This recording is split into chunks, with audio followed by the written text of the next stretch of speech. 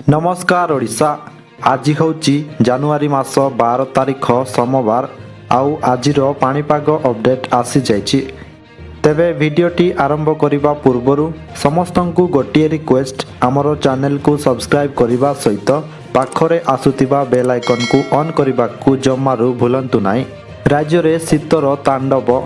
20 सहर रे पारद 10 डिग्री तले। ओडिशा रे शीत प्रकोप समस्त रेकर्ड भांगिछि। राज्यर 20टी सहर रे पारद 10 डिग्री सेल्सियस तलकू खसीथिबा बेले शिमिलीपाଳର ଉପର ବାରା କାମୁଡ଼ାରେ ତାପମାତ୍ରା -1 डिग्री रेकर्ड करा जायछि। तेबे पाणीपाग विशेषज्ञଙ୍କ सूचना अनुसार आगामी किछि दिन मध्यरे रातिर तापमात्रा 3 रु 4 डिग्री पर्यंत वृद्धि पाइबा सह शीतरु सामयिक आश्वस्ति मिलिबार संभावना रहिछि। शनिवार संध्या 8टारे भुवनेश्वर तापमात्रा 20 डिग्री रहिथिला, जहाँ शुक्रवार तुलन में 6 डिग्री अधिक। मात्र 2 दिन परे आकाश मेघमुक्त हेबा सह पुणी थंडार प्रकोप बढ़िब। आसंता 18 तारिख पर्यंत थंडा थराइबा परे क्रमशः तापमात्रा रे वृद्धि घटिब। मासेरु अधिक समय धरी जारी रहिथिबा एही असह्य शीतरु लोकंकु सामयिक मुक्ति मिलिपारे। तेबे अन्यपटे भुवनेश्वर स्थित आंचलिक पाणीपाग विज्ञान केन्द्र पक्षरु आज पाई गुरुत्वपूर्ण सूचना मिली। आज पाई मोट 6टी जिले में येलो वार्निंग जारी करा जायछि। एहा सहित 17टी जिले में भीषण शीत एवं 13टी जिले में प्रबल शीत अनुभूत हेबो। एहा सहित राज्यर समुदाय 30टी जिले में पाग सुखिला रहिबो बोली पूर्वानुमान करा जायछि। तेबे आज केउं केउं जिल्ला को सतर्क सूचना दिया जायछि, केउं जिल्ला गुड़िकरे पाग सुखिला रहिबो, ता सहित केउं जिल्ला गुड़िकरे हाड़भंगा शीत बा भीषण शीत हेबो एवं केउं केउं जिल्ला रे प्रबल शीत हेबो एवं राज्यर तापमात्रा आहुरी केते डिग्री सेल्सियस पर्यंत कमिबो ओ आगामी केते दिन परे तापमात्रा वृद्धि पाइबाकु नै पाणीपाग विभाग कोन अपडेट दैछि, ए नै संपूर्ण खबर एवं आपणक जिल्लार तापमात्रा केते रहिबो ताहा जानिबा पाई भिडियोटी को शेष पर्यंत निश्चय देखंतु। ता सहित चैनल रे नुआ करी आसीथिले आम चैनल जी न्यूज अपडेट को एबे ही सब्सक्राइब करी पाखरे आसुतिबा बेल आइकन को ऑन करी रखंतु। एहा द्वारा आपण सबुदिन पाणीपागर सटीक अपडेट सर्वप्रथमे पाई परिबे। तेबे चलंतु डेरी न करी आजिर पाणीपाग अपडेट उपरे नजर पकाई नेबा। आसंता 3 दिन मध्यरे ओडिशा रे पारद पुणी 2 रु 3 डिग्री सेल्सियस ह्रास पाइबार संभावना रहिछि। ए नै भारतीय पाणीपाग विभाग बा आईएमडी रविवार सूचना देछि। आज पाग मेघुआ जोगु कप्तिपदा उपखंड रे शीतर प्रकोप कम रहिछि। विशेषकर मयूरभंज जिले में शिमिलीपाଳ अवस्थित थिबारु शीत जनजीवन को अस्तव्यस्त करुछि।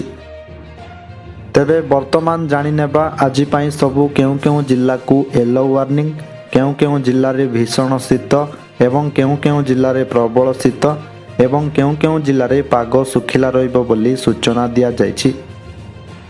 तेबे प्रथमे जानिबा जेउ 6टी जिल्ला रे येलो वार्निंग दिया जायछि, उक्त 6टी जिल्ला रे हाड़भंगा शीत हेबो बोली येलो वार्निंग जारी करा जायछि।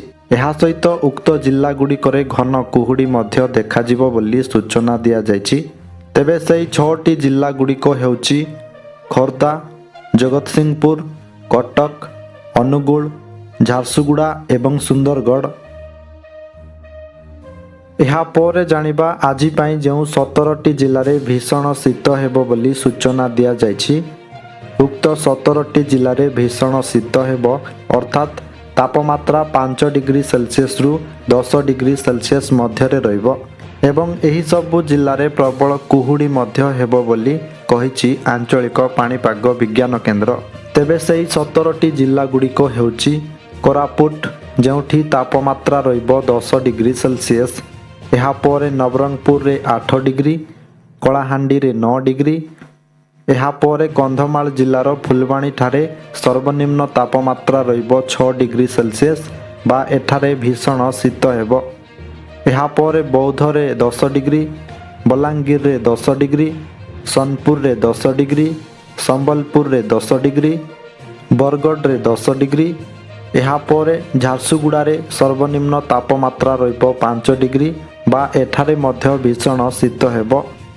ଏହାପରେ ସୁନ୍ଦରଗଡ଼ ଜିଲ୍ଲାର ରାଉରକେଲାଠାରେ ସର୍ବନିମ୍ନ ତାପମାତ୍ରା ରହିବ 5 ଡିଗ୍ରୀ ସେଲସିୟସ୍ ବା ଏଠାରେ ମଧ୍ୟ ଭୀଷଣ ଶୀତ ହେବ ଏବଂ ସୁନ୍ଦରଗଡ଼ ଜିଲ୍ଲାରେ 7 ଡିଗ୍ରୀ।